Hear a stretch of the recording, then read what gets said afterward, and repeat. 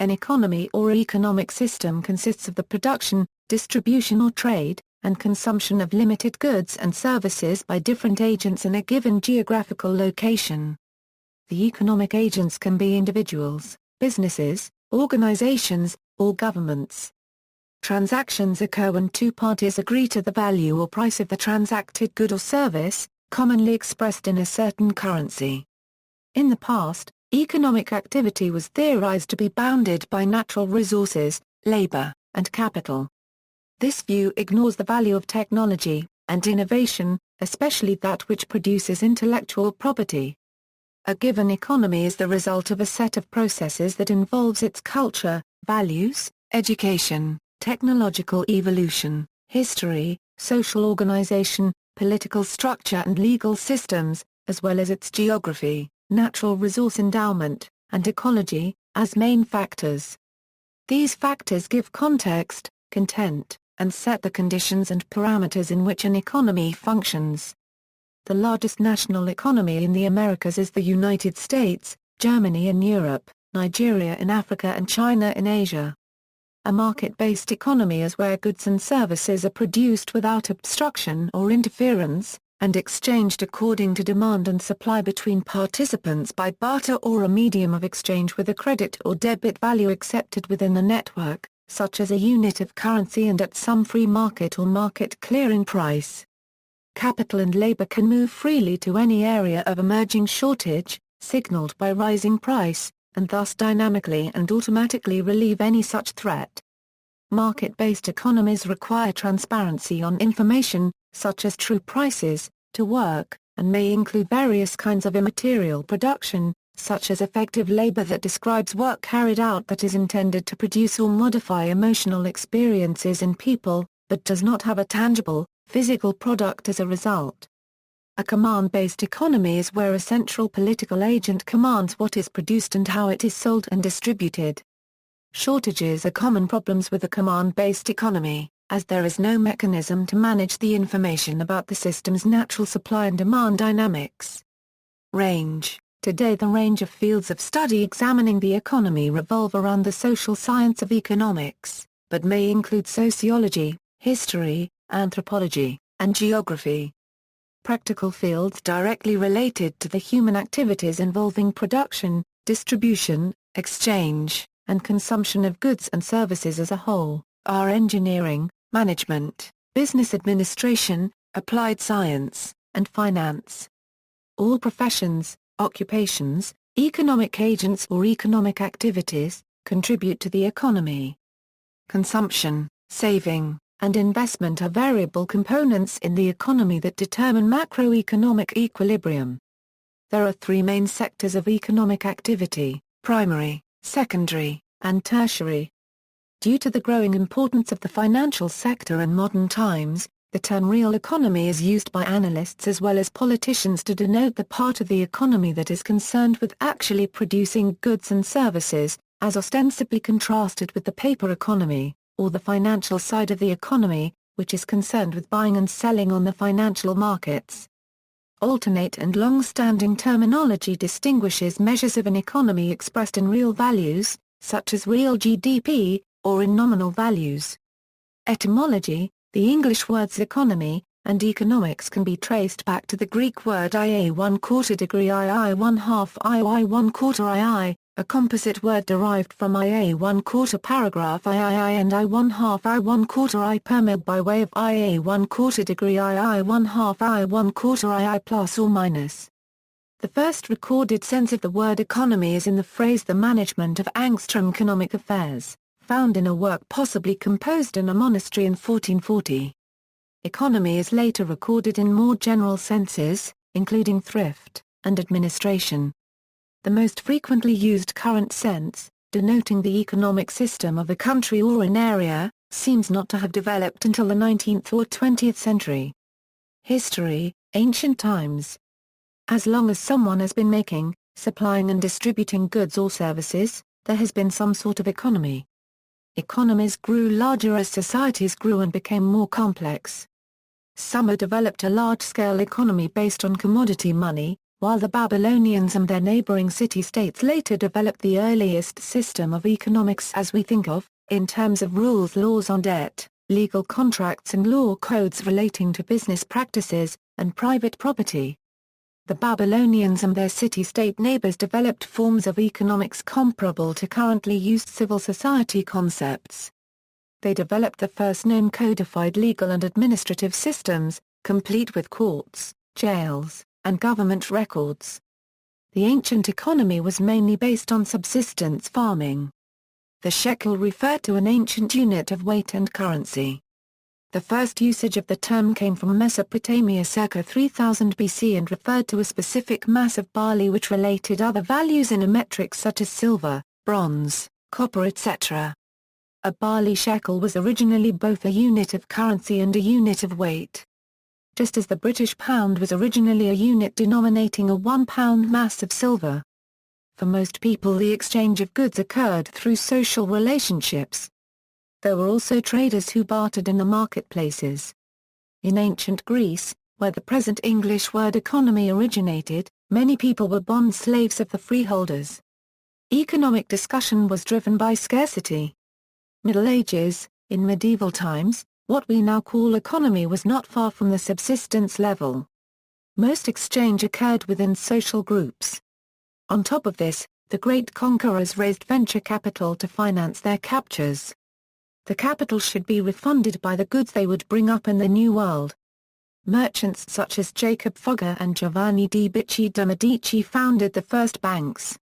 The discoveries of Marco Polo, Christopher Columbus and Vasco da Gama led to a first global economy. The first enterprises were trading establishments. In 1513 the first stock exchange was founded in Antwerpen. Economy at the time meant primarily trade. Early modern times, the European captures became branches of the European states, the so-called colonies. The rising nation-states Spain, Portugal, France, Great Britain and the Netherlands tried to control the trade through custom duties and taxes in order to protect their national economy. The so-called mercantilism was a first approach to intermediate between private wealth and public interest. The secularization in Europe allowed states to use the immense property of the church for the development of towns. The influence of the nobles decreased. The first secretaries of state for economy started their work. Bankers like Emil Mayer Rothschild started to finance national projects such as wars and infrastructure.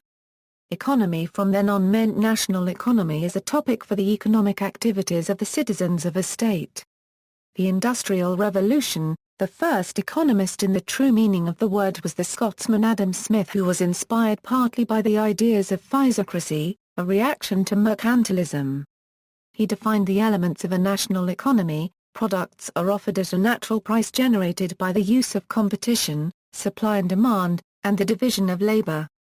He maintained that the basic motive for free trade is human self-interest. The so-called self-interest hypothesis became the anthropological basis for economics. Thomas Malthus transferred the idea of supply and demand to the problem of overpopulation.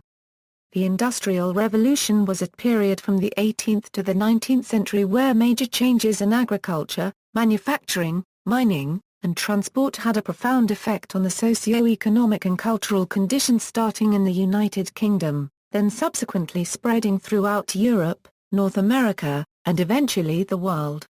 The onset of the Industrial Revolution marked a major turning point in human history. Almost every aspect of daily life was eventually influenced in some way. In Europe, wild capitalism started to replace the system of mercantilism and led to economic growth. The period today is called Industrial Revolution because the system of production and division of labor enabled the mass production of goods. After World War II, after the chaos of two world wars and the devastating Great Depression, policymakers searched for new ways of controlling the course of the economy. This was explored and discussed by Friedrich August von Hayek and Milton Friedman, who pleaded for a global free trade and are supposed to be the fathers of the so-called neoliberalism. However, the prevailing view was that held by John Maynard Keynes, who argued for a stronger control of the markets by the state. The theory that the state can alleviate economic problems and instigate economic growth through state manipulation of aggregate demand is called Keynesianism in his honor. In the late 1950s, the economic growth in America and Europe, often called Wirtschaftswunder, brought up a new form of economy, mass consumption economy. In 1958, John Kenneth Galbraith was the first to speak of an affluent society. In most of the countries, the economic system is called a social markets economy. Late 20th beginning of 21st century, with the fall of the Iron Curtain and the transition of the countries of the Eastern Bloc towards democratic government and market economies, the idea of the post-industrial society is brought into importance, as its role is to mark together the significance that the service sector receives at the place of the industrialization, as well the first usage of this term. Some relate it to Daniel Bell's 1973 book The Coming of Post-Industrial Society, while other, to social philosopher Ivan Illich's book Tools for Conviviality. The term is also applied in philosophy to designate the fading of postmodernism in the late 90s and especially in the beginning of the 21st century. But, the term came to common usage to describe the growth of economies like the Chinese at the period. With the spread of Internet as a mass media and communication medium, especially after 2000 to 2001, the idea for the Internet and information economy is given place because of the growing importance of e-commerce and electronic businesses. Also, the term for a global information society as understanding of a new type of all-connected society is created. In the late 2000s, the new type of economies and economic expansions of countries like China, Brazil and India bring attention and interest to different from the usually dominating Western-type economies and economic models. Economic phases of precedence. The economy may be considered as having developed through the following phases or degrees of precedence. The ancient economy was mainly based on subsistence farming. The Industrial Revolution phase lessened the role of subsistence farming, converting it to more extensive and monocultural forms of agriculture in the last 3 centuries. The economic growth took place mostly in mining, construction and manufacturing industries. Commerce became more significant due to the need for improved exchange and distribution of produce throughout the community. In the economies of modern consumer societies phase, there is a growing part played by services, finance, and technology. In modern economies, these phase precedences are somewhat differently expressed by the 3-sector theory. Primary stage degree of the economy involves the extraction and production of raw materials, such as corn, coal, wood and iron. Secondary stage degree of the economy involves the transformation of raw or intermediate materials into goods, for example manufacturing steel into cars, or textiles into clothing. At this stage, the associated industrial economy is also subdivided into several economic sectors. Their separate evolution during the Industrial Revolution phase is dealt with elsewhere. Tertiary stage degree of the economy involves the provision of services to consumers and businesses, such as babysitting, cinema and banking. Quaternary stage degree of the economy involves the research and development needed to produce products from natural resources and their subsequent byproducts. Note that education is sometimes included in this sector. Other sectors of the developed community include the public sector or state sector, the private sector or privately run businesses, the social sector or voluntary sector. Economic measures. There are a number of ways to measure economic activity of a nation.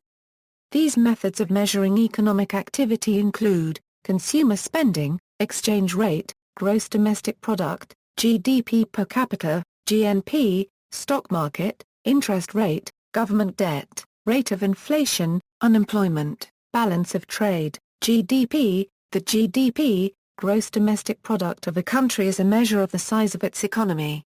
The most conventional economic analysis of a country relies heavily on economic indicators like the GDP and GDP per capita.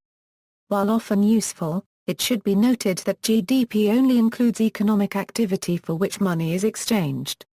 Informal economy. An informal economy is economic activity that is neither taxed nor monitored by a government, contrasted with a formal economy. The informal economy is thus not included in that government's gross national product. Although the informal economy is often associated with developing countries, All economic systems contain an informal economy in some proportion. Informal economic activity is a dynamic process which includes many aspects of economic and social theory including exchange, regulation, and enforcement. By its nature, it is necessarily difficult to observe, study, define, and measure. No single source readily or authoritatively defines informal economy as a unit of study. The terms under the table and off the books typically refer to this type of economy. The term black market refers to a specific subset of the informal economy. The term informal sector was used in many earlier studies, and has been mostly replaced in more recent studies which use the newer term. See also. Notes. References: Aristotle, Politics, Book IIIX, translated by Benjamin Jowett, classics.mit.edu, Barnes, Peter, Capitalism 3.0, A Guide to Reclaiming the Commons, San Francisco 2006, whatiseconomy.com, Dill, Alexander, Reclaiming the Hidden Assets, Towards a Global Freeware Index, Global Freeware Research Paper 01-07, 2007, whatiseconomy.com, Fuhr Ernst, Schmidt, Klaus M., The Economics of Fairness, Reciprocity and Altruism, Experimental Evidence and New Theories, 2005, Discussion Paper 2005-20, Munich Economics, whatiseconomy.com, Marx, Karl, Engels, Friedrich, 1848. The Communist Manifesto, Marxists.org, Stiglitz, Joseph E., Global Public Goods and Global Finance, Does Global Governance Ensure that the Global Public Interest is Served? In Advancing Public Goods, Jean-Philippe Toufut, Paris 2006, ppA 149/164, gsb.columbia.edu, Where is the Wealth of Nations? Measuring Capital for the 21st Century. Wealth of Nations Report 2006, Ian Johnson and François Bourguignon, World Bank, Washington, 2006, whatiseconomy.com, further reading, Friedman, Milton, Capitalism and Freedom, 1962. Galbraith, John Kenneth, The Affluent Society, 1958. Keynes, John Maynard, The General Theory of Employment, Interest and Money, 1936. Marx, Karl, Das Kapital, 1867. Smith, Adam, An Inquiry into the Nature and Causes of the Wealth of Nations, 1776.